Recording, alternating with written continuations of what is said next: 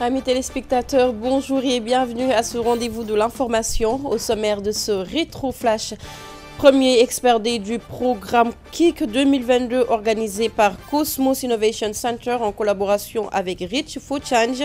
5 projets de jeunes choisis parmi 100 postulants pour être encadrés et financés pour la réalisation de leur activité. Et puis forum scientifique organisé par le CICES, le club des investisseurs sénégalais à l'occasion de la 30e édition de la Foire internationale de Dakar. Le directeur général du CICES, Salihou Keita, prône une appropriation de tous des orientations de la politique économique. Et puis, conférence de presse du groupe parlementaire Yewwi Askan Wi. Ces derniers dénoncent l'arrestation des 2 députés du PUR et parlent de violation de la Constitution et du règlement intérieur de l'Assemblée nationale. Toujours concernant la foire de Dakar, la région de Kaolack, représentée par ses commerçants et artisans, fait la promotion du consommé local. C'était tout pour les titres. Le développement, c'est dans un instant.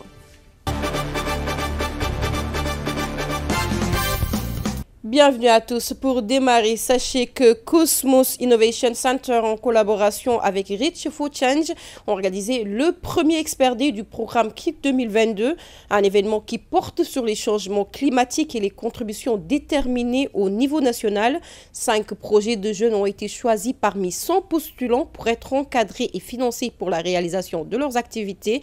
Suivons les propos du directeur des affaires extérieures et de la responsabilité sociale d'entreprise au niveau de Cosmos Énergie Sénégal, Mamadou Marfaye. Aujourd'hui, c'est un peu la première session pour ce qui concerne le programme Cosmos Innovation Center pour cette année. Donc un programme que cette année nous avons axé sur identifier un peu des projets qui sont capables de contribuer à la résilience et à l'adaptation aux impacts du changement climatique. Donc c'est dans ce cadre-là que nous avions initié un processus avec Reach for Change, notre collaborateur, pour identifier les 5 meilleurs projets.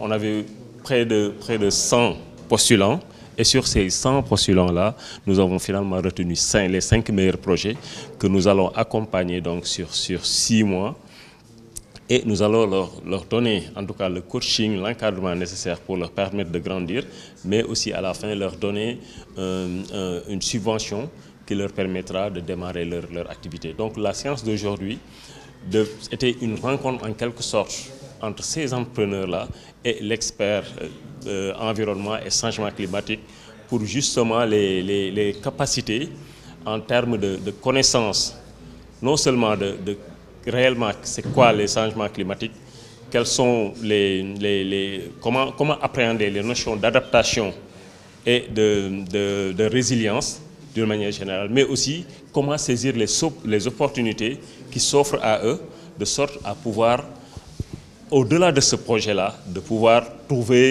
aller vers les financements qui leur permettront de davantage grandir. Alors, je pense qu'aujourd'hui, les entrepreneurs que nous avons avec nous semblent avoir compris le sens et la portée de ce que nous voulons faire. Nous sentons une motivation davantage de ces jeunes-là à pousser encore leurs limites justement dans ce secteur-là du changement climatique qui, nous le savons aujourd'hui, est sur l'actualité. Mais nous savons qu'il y a des possibilités de financement, des possibilités de développement de projets, mais que les jeunes n'ont pas souvent connaissance, dont les jeunes n'ont pas souvent connaissance ou les jeunes n'ont pas souvent accès parce qu'ils ne connaissent pas exactement les procédures pour y accéder. C'est aujourd'hui cela que l'expert a essayé un peu de leur transmettre pour les outiller davantage. Parlons à présent de la conférence de presse du groupe parlementaire Yewwi Askan Wi. Au menu des discussions, l'arrestation des 2 députés du PUR. Leurs collègues ont dénoncé ces actes et parlent de violation de la Constitution et du règlement intérieur de l'Assemblée nationale. L'honorable député Omar Sy dénonce même une instrumentalisation de la justice. Ces propos que nous écoutons. Mais sur ce point, la violation de la Constitution elle est flagrante. La violation du règlement intérieur de l'Assemblée nationale est flagrante. Et de ce point de vue-là, nous avons relevé aussi bien une violation des dispositions du règlement intérieur de l'Assemblée nationale que de l'article 61 de la Constitution. Et nous avons noté tous un manquement du président de l'Assemblée nationale en ce qui concerne effectivement cette affaire-là. Le rapport qui a été établi pour incriminer nos collègues députés est à la fois un rapport partiel et un rapport partisan qui a voulu charger nos collègues députés. Et pourtant, nous avons tous considéré que c'est juste une tentative de domestication, de musellement, j'allais dire de l'opposition. Et vous constatez qu'aujourd'hui, l'Assemblée nationale est le dernier rempart contre cette forfaiture de l'État en ce qui concerne les institutions de façon générale. La justice est à terre. Et l'Assemblée nationale, dans sa configuration actuelle, avec une opposition déterminée, engagée, eh bien, pose véritablement un problème au gouvernement. Et je crois que cette affaire-là n'est rien d'autre qu'une tentative de nous museler, mais je considère que l'Assemblée nationale, comme je l'ai dit, qui constitue aujourd'hui le dernier rempart face à cette forfaiture de l'État, va encore continuer à tenir bon. Et cette affaire-là n'est rien d'autre que l'instrumentalisation de la justice pour arriver à ces fins-là.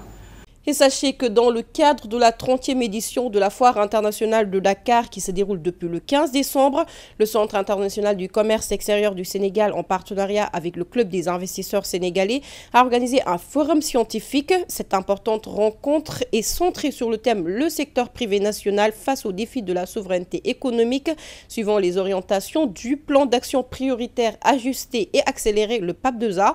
Selon le directeur général du CICES, ce forum scientifique permettra aux participants de s'approprier les orientations de la politique économique, des enjeux et des opportunités y relatives. Les propos du directeur général du CICES, Salou Keita, que je vous propose de suivre.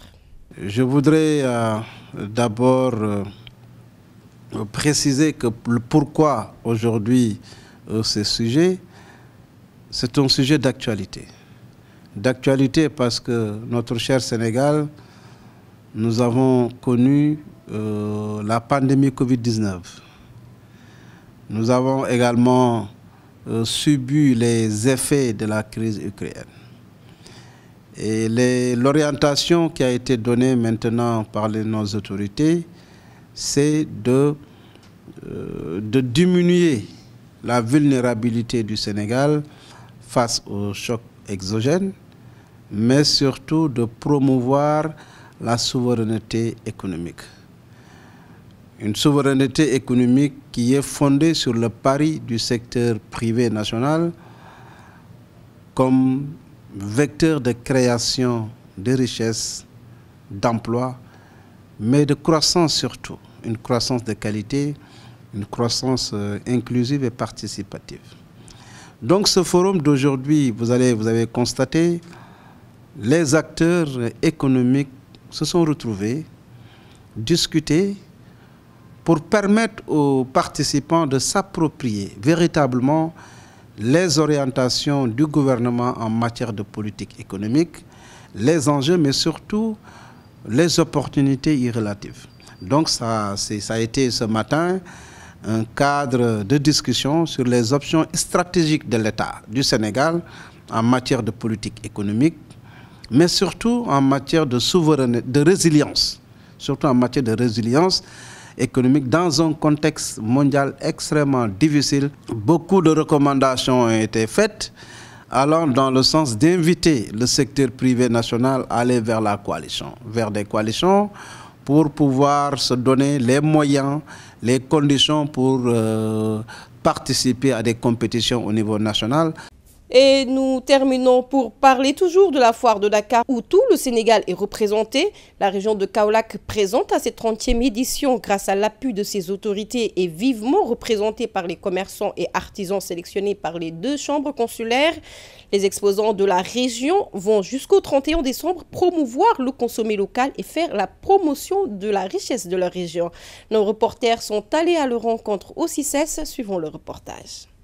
Toutes les régions sont bien représentées à cette 30e édition de la foire de Dakar. Kaolack est venu au CICES grâce à l'appui des autorités de la région et à l'accompagnement des dirigeants des 2 chambres consulaires. Responsable Kaolack, gouverneur des régions.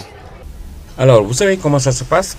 Alors, ce sont les responsables de Kaolack, par exemple le gouverneur, qui est souvent en contact direct avec la direction du CICES. Alors, c'est lui qui a les informations concernant le centre. C'est après qu'il entre en contact, lui, avec les responsables des chambres de métiers et de commerce pour les informer de l'ouverture du CICES. Et ces derniers envoient leur EG au niveau de la gouvernance pour connaître les modalités. C'est à partir de ce moment que les listes sont ouvertes. Si vous êtes artisan, vous allez directement à la chambre des métiers pour faire une demande de participation à la fois. Si vous êtes un commerçant, vous allez directement, naturellement, à la chambre de commerce. C'est eux maintenant qui vont faire une sélection et moi, me donner en tant que responsable, me donner les produits et les matériels que je dois amener ici au CICES. Voilà comment ça se passe. Donc, certaines informations, c'est au niveau de la gouvernance, d'autres les chambres de commerce, etc., jusqu'à ce qu'on puisse regrouper les artisans et les commerçants qui viennent participer à cette foire.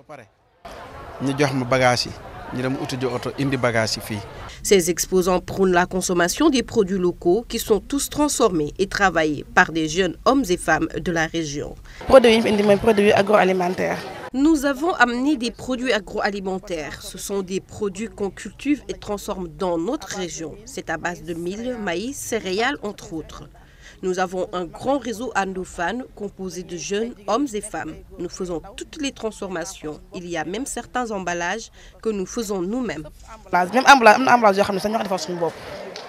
L'entrepreneuriat féminin et la consommation des produits locaux sont devenus des éléments phares pour la population de Kaolack. Une manière pour les jeunes de promouvoir les richesses de la région.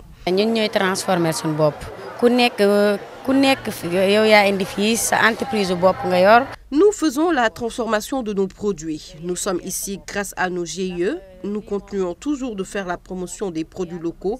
Et tout ce que nous exposons à cette foire, ce sont des produits cultivés dans le pays. Et c'est nous-mêmes qui faisons la transformation de ces produits. Les femmes transformatrices de la région de Kaolack sollicitent le soutien de l'État pour la subvention de toutes les matières agricoles pour faciliter à tous les acteurs la vente de produits pour une meilleure promotion du consommé local.